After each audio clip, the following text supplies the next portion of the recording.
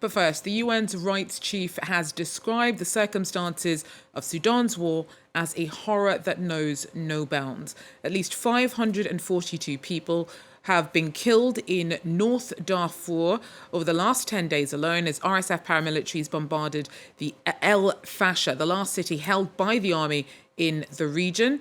The RSF is trying to make up for losing Khartoum to the military last month, and on Thursday shelled the presidential palace in the capital.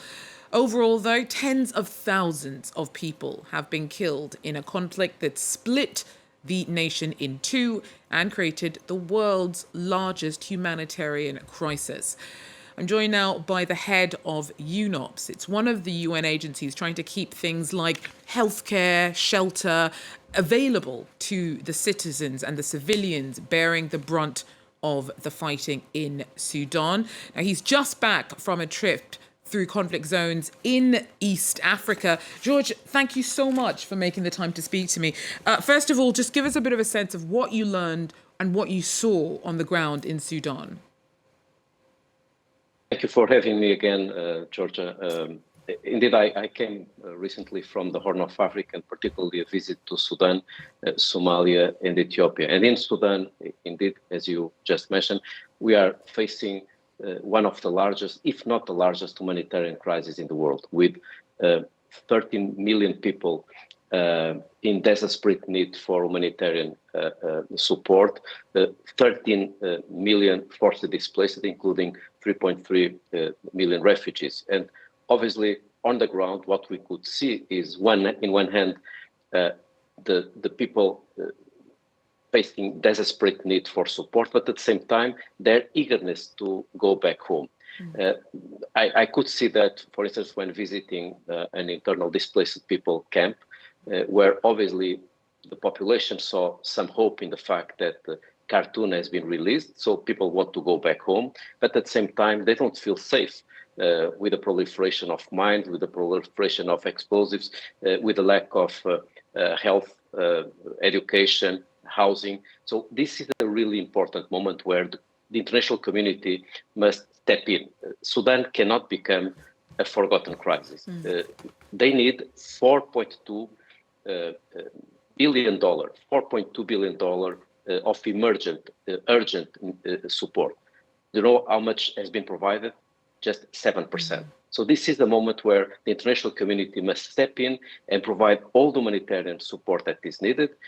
We need the parties to engage on a genuine dialogue to ensure that that international humanitarian law is fully respected, but we also need to support the people on early recovery and reconstruction. I think sometimes perhaps there is a risk that an understanding what and who that money is for is lost in the difficulty in seeing any progress in terms of peace talks between the combatants themselves.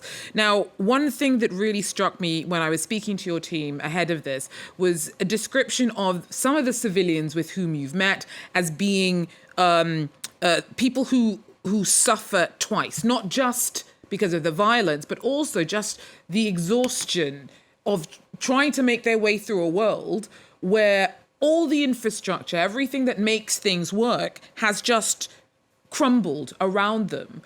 From your time in Sudan, has your understanding about just how impactful or traumatic that can be been deepened or changed?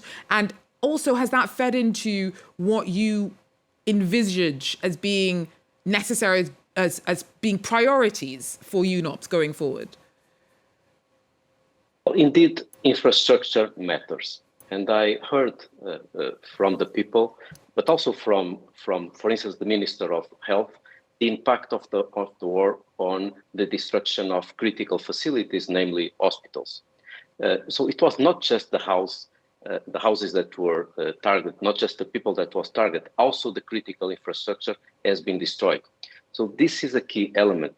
The people won't be able to go back home. They won't be able to have access to sustainable development if they don't have access to basic infrastructure, namely education and health. Let me give you one example. On education, I saw a school in Port Sudan with more than 800 girls going there every day. But that school is at the same time an internal displaced people center. So in total, they have 1,000 people between the kids that go to the school and those families that stay there. Do you know how many latrines they have for 1,000 people? 3. So this is the concrete elements that are important, which is the Sudanese are in desperate need for humanitarian support, but they also have the right to the future, which means that we need to support them with roads, schools, hospitals, energy, but also demining, removing all these mines. So it's really important that the infrastructure is not being perceived as something that is a nice to have only when the war ends. It's something that is critical now. And the numbers, as I said, are quite eloquent. They need $4.2 billion and they only got 7%. So the international community cannot forget what is happening in Sudan. Something that you mentioned earlier, you said the war in Sudan is a forgotten, it can't afford to be a forgotten conflict. Now, you weren't just in Sudan, you passed through Ethiopia and you passed through Somalia. Why do you think that they don't attract as much attention as perhaps conflicts elsewhere? And what's the practical cost of that? And we could be talking also about Mozambique and Cabo Delgado or Mali or many other crises in Africa. The problem of this conflict that became portrayed crisis is related with our lack of understanding of the interdependence of this crisis, but also the fact that sometimes we are not seeing the consequences in our backyard. And this is, I know it might not be politically correct, but this is one of the things that I heard from people in Sudan.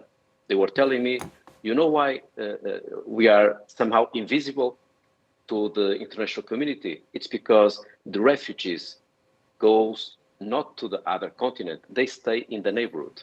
So the fact that some of the forced displacement is staying in the region rather than going to other continents, namely Europe, is also a way to, these kind of things remain a bit invisible. So we have a moral imperative. We have a moral imperative to support those people facing this conflict-affected countries. Prevention always, humanitarian as needed, and development wherever possible. This is the recipe. Thank you so much. Jorge Moreira da Silva there, the Executive Director of UNOPS.